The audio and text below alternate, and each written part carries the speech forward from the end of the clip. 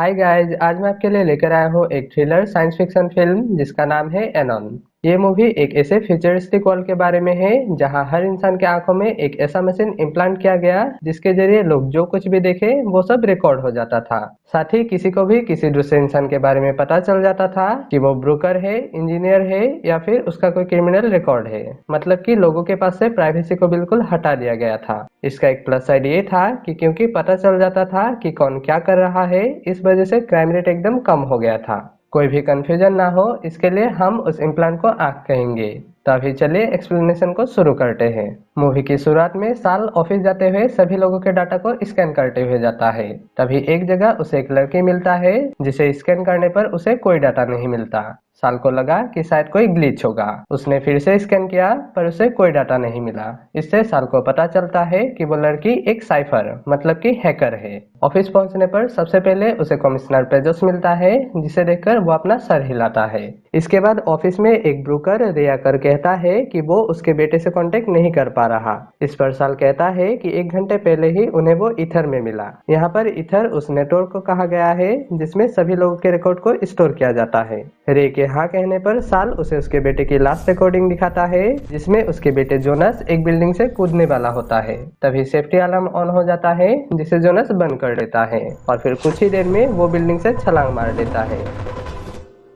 इसके बाद साल एक दूसरे केस को देख रहा होता है कि तभी उसे एक क्राइम का रिपोर्ट मिलता है और वो फौरन वहां से निकल जाता है। वहां जाकर वो देखता है कि एक स्टॉक एनालिस्ट जेम्स ग्रे को किसी ने गोली मार दिया है। स्कैन करने पर वो पाता है कि उसके लास्ट मोमेंट के रिकॉर्ड को ब्लॉक करके रखा गया है। इस पर उसका हेड चार्ली उसे रिकॉर्ड का एक्सेस देता है जिसमें वो लोग देखते हैं कि काम के बाद अपने अपार्टमेंट में वापस आने के बाद जब जेम्स ड्रिंक करते हुए किताब पढ़ रहा था उसी वक्त अचानक उसकी आंखों में ग्लिच होने लगा और फिर उसे अपने आंखों के बजाय उस किलर की आंखों से दिखने लगा। मतलब कि किलर ने जेम्स की आंखों को हैक करके उसे वो दिखाने लगा जो कि वो दिख रहा था, जिससे कि जेम्स को किलर ना दिखे और किसी को पता ना चले कि आखिर वो किलर है कौन। खैर इससे पहले कि जेम्स कुछ समझ पाता किलर उसे गोली मार देता है। चार्ली साल को एक दूसरा रिकॉर्ड दिखाता है जिसमें एक और विक्टिम जॉर्डन को भी उसी तरह मारा गया था।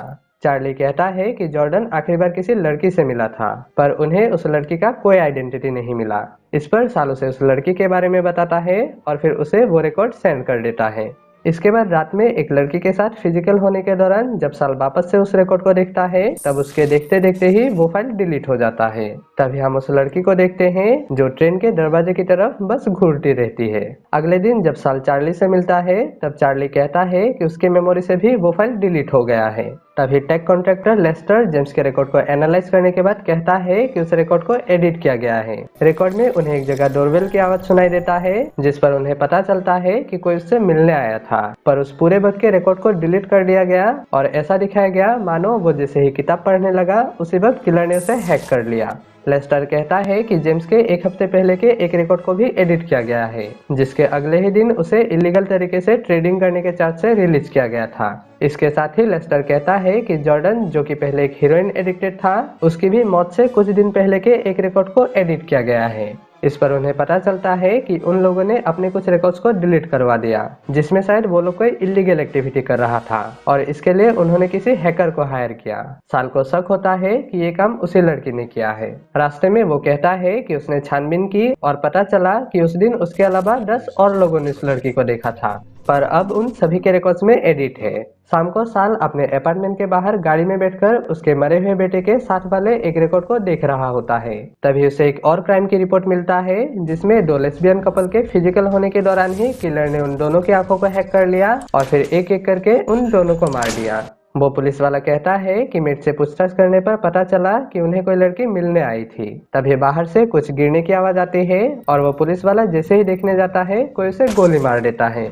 साल तुरंत बैकअप मांगकर उसके पीछे जाता है। किलर स्टेशन की तरफ भागता है और साल भी उसके पीछे भागता है, पर सीढ़ी से उतरते वक्त उसकी आंखों में ग्लिच हो जाता है और वो गिर जाता है। फिर वो उठकर जाके ट्रेन में देखने लगता है कि तभी पीछे से एक ट्रेन आ जाता है जिससे वो टकरा जाता है। तो मतलब कि किलर ने उसके आंखों को हैक करके उसे ऐसा दिखाया मानो वो सीढ़ी फ्लैट है जिस वजह से वो गिर गया। फिर उसे वो ट्रेन दिखाया जो कि वहां था ही नहीं और इस तरह से वो उसे चकमा देकर भाग गया।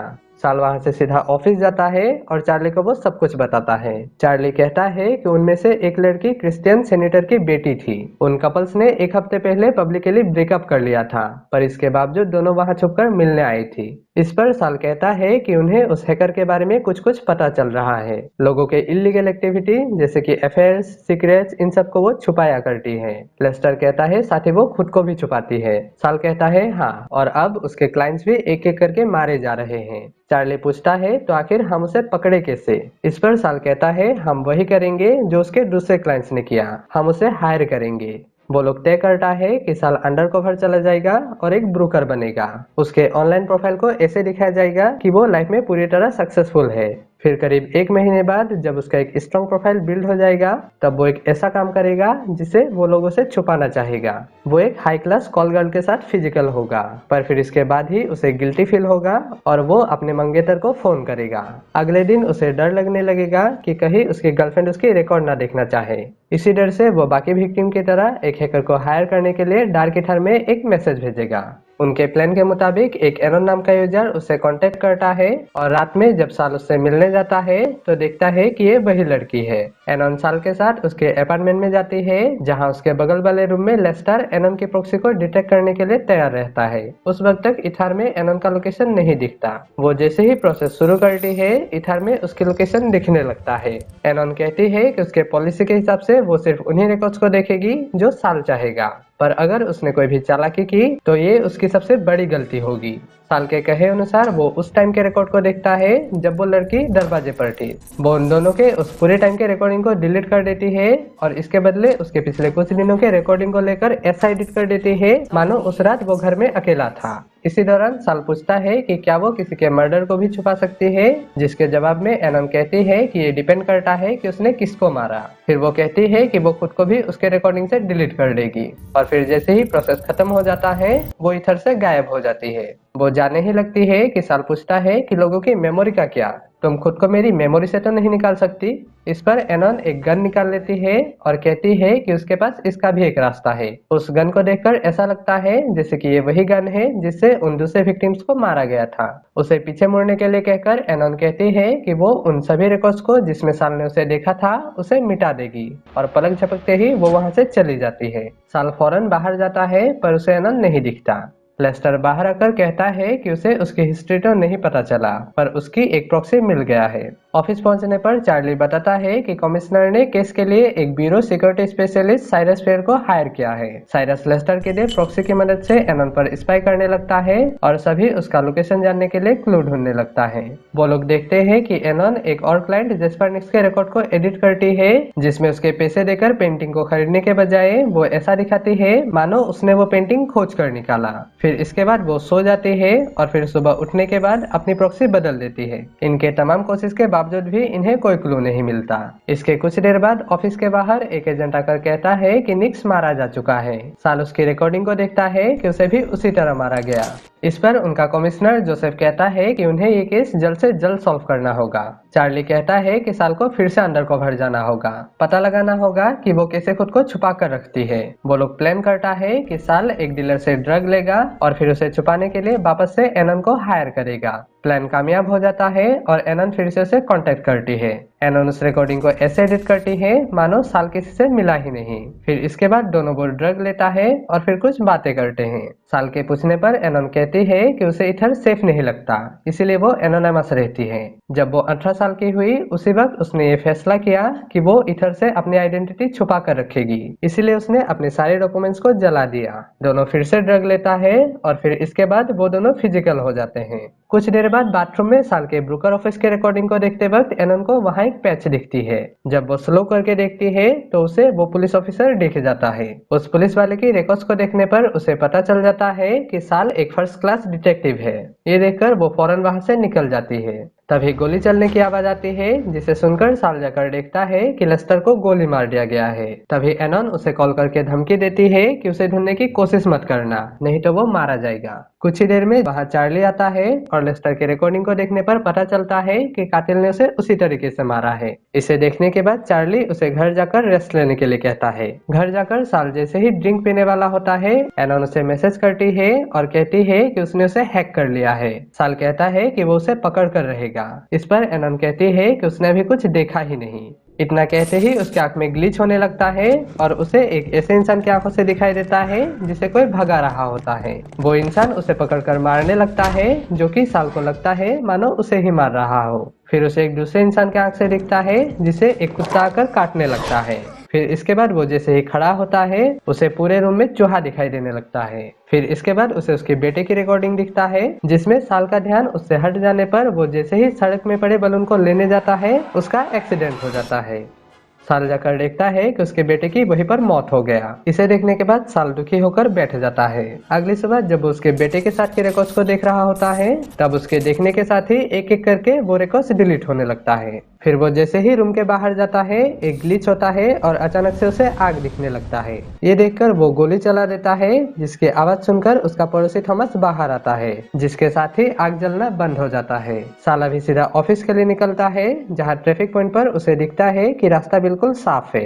ये देखकर वो आगे बढ़ता है कि तभी उसकी गाड़ी का टक्कर हो जाता है। कुछ ही देर में जब वहाँ चार्ली आता है, तो साल उसे बताता है कि उसकी आंखों को हैक कर लिया गया है। उसे पता नहीं कि जो वो देख रहा है वो सच भी है या झूठ। उसके पूछने पर चार्ली कहता है कि तुम्हें उसे ढूंढना होगा, तभी जाकर ये रुक सकता है। तभी एक एजेंट आकर कहता है कि डिटेक्टिव साल के खिलाफ वारंट निकला है। चार्ली को रिकॉर्ड आता है, जिसे देखने पर पता चलता है कि साल ने थॉमस को गोली मार दिया। उसे इन्वेस्टिगेशन के लिए ले जाया जाता है, जहां वो कहता है कि उसे फंसाया जा रहा है। एक 9mm की गोली उस तरह का छेद नहीं करता। साइफर कहता है कि उसके पास ऐसा कोई एविडेंस नहीं जो ये बता सके कि ये झूठ है। इस पर साल कहता है कि उनके पास ऐसा कोई सबूत नहीं जो बता सके कि ये सच है। इस पर साइफर कुछ नहीं बोलता। चार्ली कहता है कि जब तक उसका इन्वेस्टिगेशन नहीं हो जाता, तब तक के लिए उसे सस्पेंड कर दिया गया है। साथ ही अब वो हाउस टेरेस में रहेगा, जहां एक एजेंट उस पर नजर रखेगा। शाम को वो घर चला जाता है, जहां घर के बाहर से एक एजेंट और साथ ही साइफर भी उसको देख रहा होता है। उसी दौरान साल को उस दिन के रिकॉर्ड के बारे में याद आता है। फिर वो खिड़की की तरफ देखते हुए चुपके से गन को लेता है और फिर बिस्तर में लेटकर आंख बंद करके सोने का नाटक करता है। फिर वो धीरे से उठकर आंख बंद रखकर ही बाहर जाता है और उस एजेंट को मारकर बेहोश कर देता है। अभी साल सीधा जाकर उस क्लॉक टावर को देखता है, जिसे उसने उस दिन उस रिफ्लेक्शन में देखा था। वो सीधा एनन के अपार्टमेंट में चला जाता है, जहां एनन उसे बताती है कि उसने किसी को नहीं मारा, कोई है जो उसके क्लाइंट्स को मार रहा है और ऐसा दिखा रहा है जैसे कि उसने मारा हो। वो साल को अपना रिकॉर्ड दिखाती है कि जब वो जा रही थी तभी उसने गोली की आवाज सुनी और बाहर आया तो देखा कि कोई लिफ्ट से होकर चला गया। लेस्टर को मरा हुआ देखकर वो फौरन वहां से चली गई। एनन कहती है कि अब वो सेफ नहीं है, उन दोनों को ही किसी ने हैक कर लिया है। शायद इस वक्त भी वो उनमें से किसी की आंखों से देख रहा होगा। तभी वहाँ पर पुलिस आ जाता है और एनन मौका देखकर भाग जाती है। वहाँ चार्ली और साइफर आता है, जिसे साल कहता है कि एनन ने उनका खून नहीं किया, किसी और ने किया है। पर चार्ली उसकी बात सुनने को राजी नहीं होता और उसके घर पर पहरा दुगनी कर देता है। इधर ऑफिस में साइफर के साथ साथ एक और एजेंट साल पर नजर रख रहा होता है। तभी साइफर को कुछ दिखता है और वहां से चला जाता है। इधर हम एनन को देखते हैं, जो कि साल के रिकॉर्ड में एक लूप क्रिएट कर देते हैं, जिस वजह से इधर साल खिड़की से बाहर देख रहा होता है, पर उस एजेंट को ऐसा दिखता है मानो वो बैठकर सिगरेट पी रहा है।